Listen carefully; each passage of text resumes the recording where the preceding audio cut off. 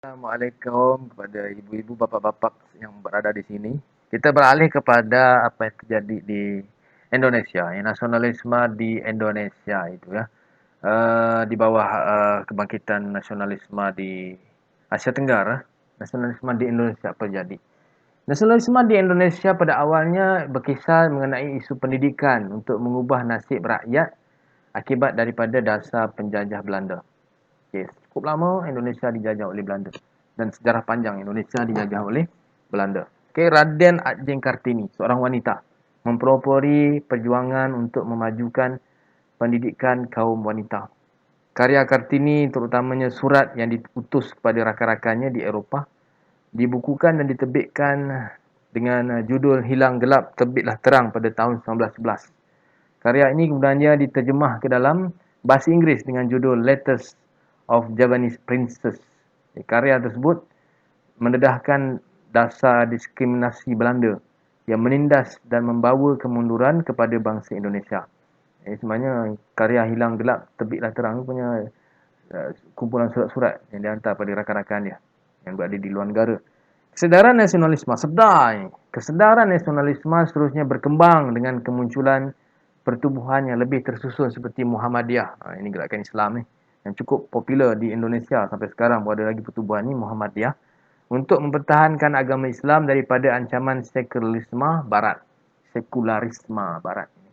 Yang cakap cukup bahaya ni sekularisme barat ni, dan ianya dilihat satu ancaman cukup hebat.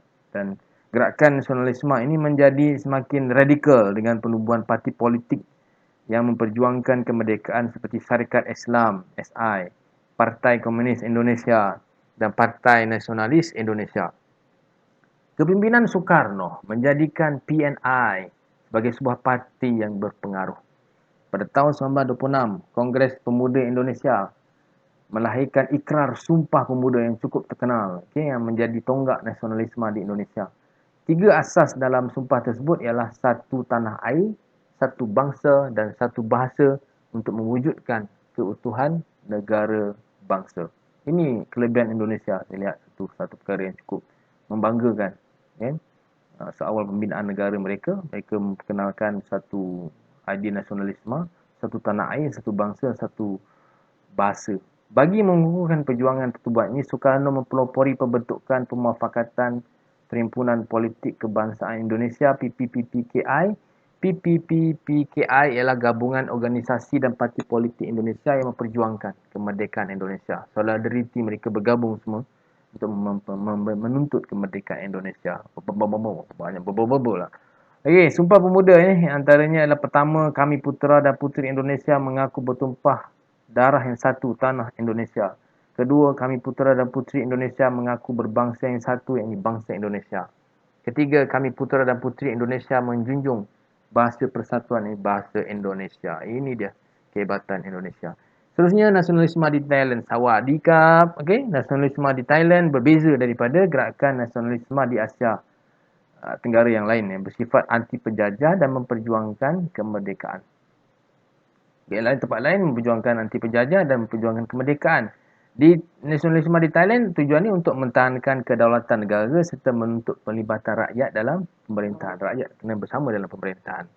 Dia beza nasionalisme di Thailand ni, dikenali sebagai negara yang tak pernah dijajah. Nasionalisme di Thailand dipelopori oleh Raja Thailand sendiri melalui usaha diplomasi dan permodenan. Diplomasi dan pemodenan. Bagaimana diplomasi dan pemodenan ini? Apa yang Raja Mongkut buat? Raja Mongkut membina hubungan baik dengan kuasa barat seperti British, Amerika Syarikat dan Perancis. Baginda memulakan langkah pemodenan dengan melaksanakan birokrasi barat, pentadbiran barat. Okay, penasihat barat, bagaimana dia buat? Melantik penasihat barat ini dibawa masuk untuk melatih pegawai tempatan dalam pentadbiran keuangan, pelabuhan, kastam, ketenteraan dan polis. Jadi guru daripada barat, terutamanya daripada British, turut dibawa masuk untuk melaksanakan sistem pendidikan barat. Jadi langkah tersebut membentuk imej Thailand sebagai negara yang bersahabat dengan barat. Dan pemodenan negara dan dasar terbuka Raja Mongkut ini diteruskan oleh putera baginda iaitu Raja Chulalongkorn. Okay, Raja Chulalongkorn dan Raja Mongkut ini saling berkait untuk pemodenan birokrasi di Thailand. Okay, Raja Chulalongkorn anaknya, untuk menjadikan Thailand negara yang bebas daripada penjajahan kuasa barat, khususnya British. Nasionalisme dalam kalangan rakyat timbul semasa ini tahap kedua. Ha. Nasionalisme dalam kalangan rakyat timbul semasa pemerintahan Raja Vajirabud. Kelemahan pentadbiran Raja Vajirabud menimbulkan kegelisahan rakyat terhadap penguasaan politik oleh kerabat diraja. Rakyat tak puas hati dengan raja pada masa ini.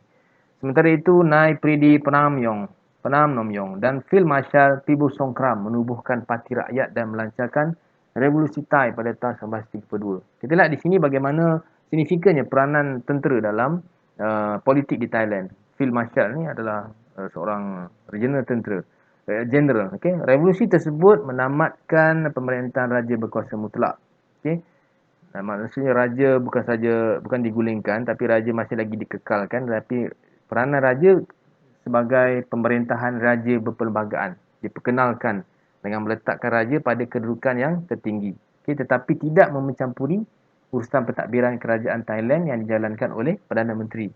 Okay, nasionalisme seterusnya berkisar rasa tidak puas hati rakyat terhadap lain pula. Bila dah ada sistem raja perlembagaan, dia tak puas hati dengan penguasaan ekonomi oleh kapitalis barat dan orang Cina. Kapitalis ni maksudnya peniaga, pemodal barat dan juga orang Cina. Jadi Perdana Menteri Thailand pada ketika itu iaitu Pibu Songkram meluluskan undang-undang untuk menyekat penguasaan ekonomi oleh orang Cina dan menggalakkan peribumi. Orang-orang di Thailand ini terlibat dalam kegiatan ekonomi. Jadi kerajaan masuk campur lah untuk menyekat kuasa kapitalis barat dan penguasaan kapitalis barat dan orang Cina dalam ekonomi di Thailand. Masa Perang Dunia Kedua, dasar bekerjasama dengan Jepun menyebabkan Thailand tidak dijajah oleh Jepun. Pandai Thailand ya. Thailand turut memperoleh hak semula terhadap wilayah di Indochina dan negeri di utara tanah Melayu. Okay? Itu kisah mengenai perjuangan nasionalisme di Indonesia dan juga di Thailand. Jadi teruskan menonton video yang seterusnya. Saya Cikgu Faris. Terima kasih kerana menonton. Assalamualaikum.